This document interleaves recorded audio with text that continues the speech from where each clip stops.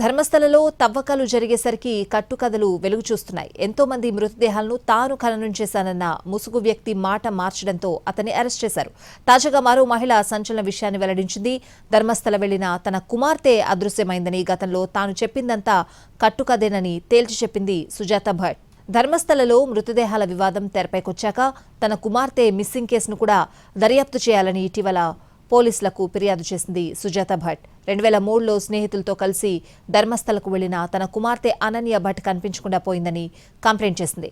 2003లోనే ఫిర్యాదు చేస్తే పోలీసులు పట్టించుకోలేదని, తనను బెదిరించి పంపించారని ఇటీవల ఆరోపించింది. దీంతో పోలీసులు కేసు నమోదు చేసి దర్యాప్తు చేపట్టారు. అయితే తన కుమార్తె అదృశ్యమైందని చెప్పిన దాంట్లో అసలు ఏమాత్రమూ నిజం లేదని ఇప్పుడు చెప్తోంది సుజాత భట్. అంతేకాదు, అనన్య భట్ పేరుతో తనకు కుమార్తె లేదని ట్విస్ట్ ఇచ్చింది. అనన్య పేరుతో ఫోటోలు కూడా సృష్టించినవేనని తేల్చి చెప్పింది. ధర్మస్థల కేసుతో సంబంధం ఉన్న ఇద్దరు ప్రముఖ వ్యక్తులు తనతో అలా చెప్పించారని స్పష్టం చేసింది సుజాత భట్.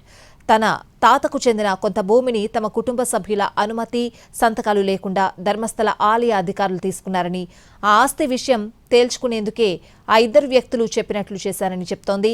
తాను ఎంత పెద్ద తప్పు చేశానో ఆలస్యంగా గ్రహించానని, అందుకే నిజం చెప్తున్నానని స్పష్టం చేసింది సుజాత భట్.